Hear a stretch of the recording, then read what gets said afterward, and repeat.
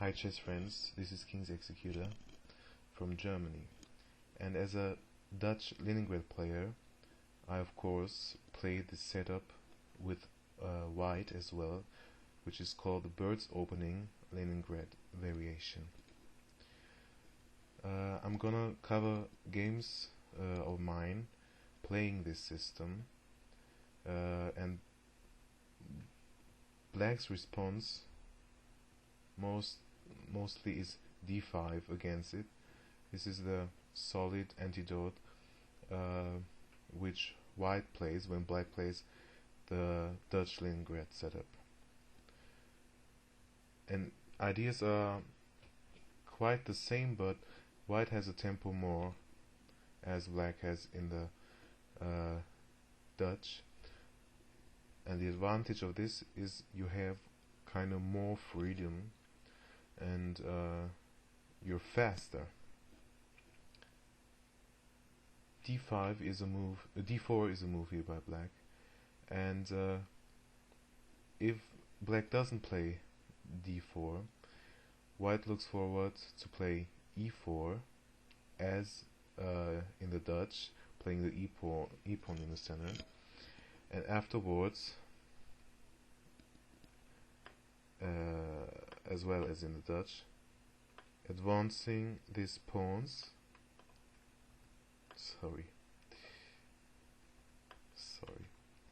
Advancing these pawns and starting an kingside attack. And d4 kinda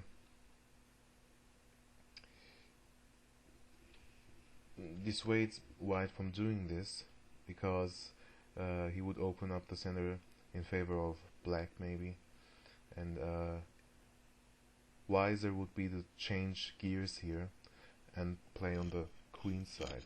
You develop your knight, which controls the weakened light squares. The knight might as well drop back to c2, cover these critical squares in the center, maybe opening things up there. Okay. Black could try to press on the queen side, and white stops him, maybe with this move. This is one of the plans white can choose, and I think now it's rather unclear for black, at least. It's not easy for him to find a clear plan. Maybe queen c7, connecting rooks, and white gets through with opening the queen side and weakening this pawn here. Black takes, and after some exchanges, white has the open b file, semi-open b file, which she can use.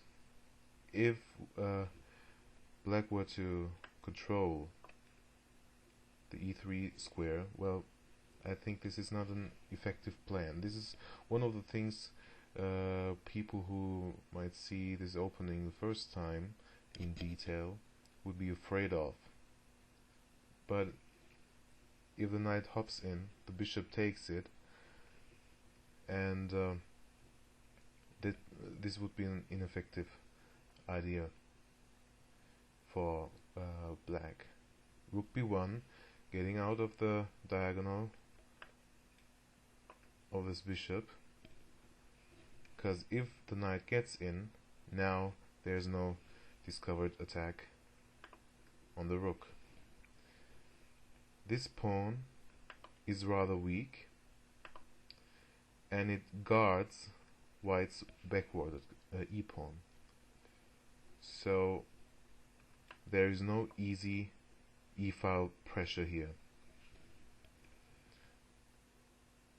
White can double and triple up on the b file, and after a move like rook to the center, white can try to get rid of his isolated pawn and open things up. and of course play with his important Leningrad bishop. Okay, this is just a short introductory to the possibilities in this opening. You saw the idea of attacking on the king's side, maybe, and after d4 you can change your plan.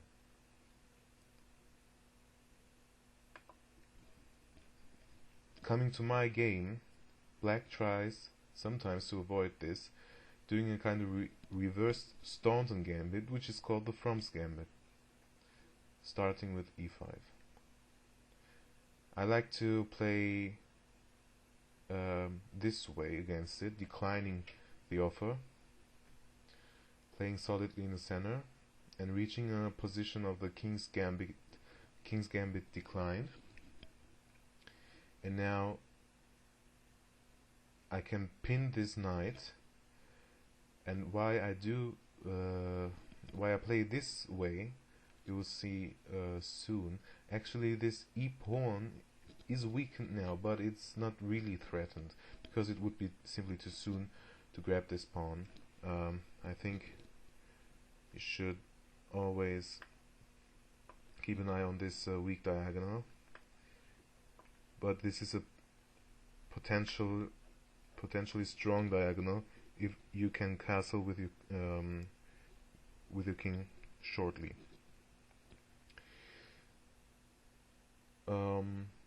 My opponent here plays bishop to d6, trying to defend the e-pawn, which probably wasn't threatened. And now I immediately take this knight. This is just part of the plan.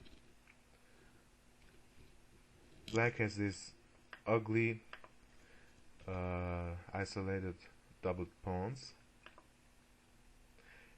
and they are really restricting black's counterplay, in my opinion. There's no b-file pressure, in my opinion, because white can play simply b2 to b3 and block this.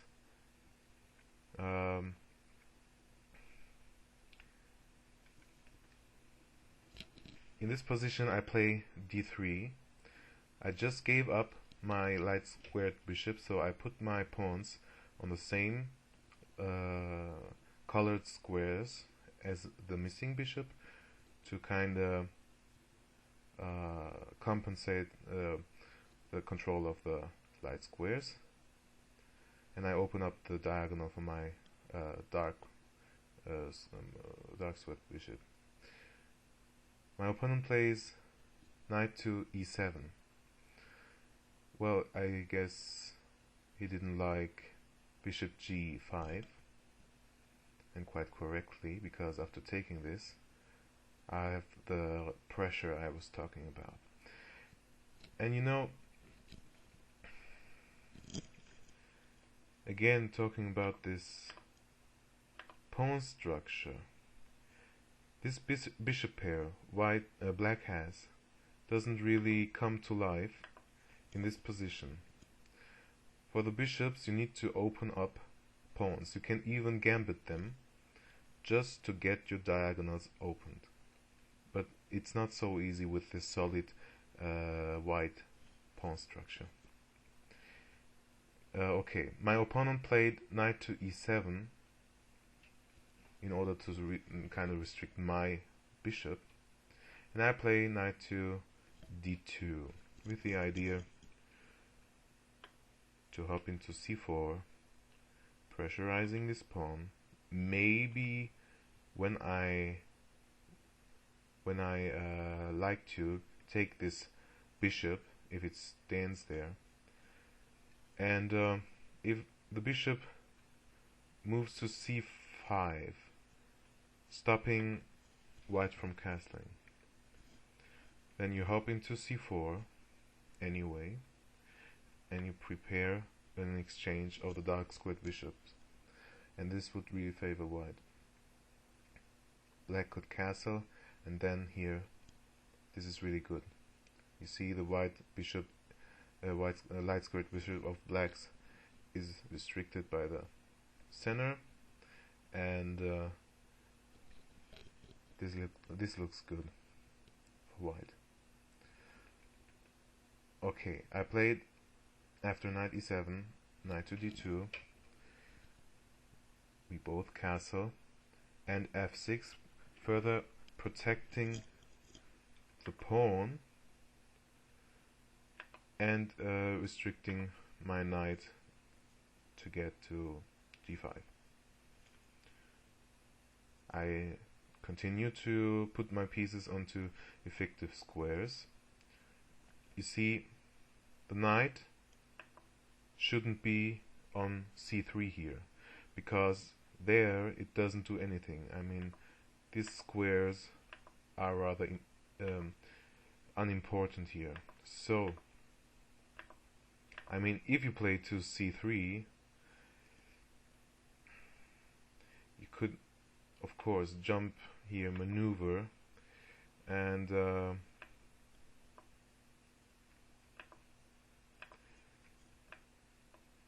maybe try to get to f4 in some point, maybe in conjunction with this knight being here and supporting that knight, like in the Spanish game. But I think in this position, the c4 location of the knight is better, more active. I mean, I can come to f5 even this way. After black played bishop to e6, I play b3. I mean, I would probably play this away anyway, because there's this rook file, and I block it this way, because this bishop has to move, and then this pawn here on b2 would be weakened. So I played up, reinforcing that knight and stopping this pawn from getting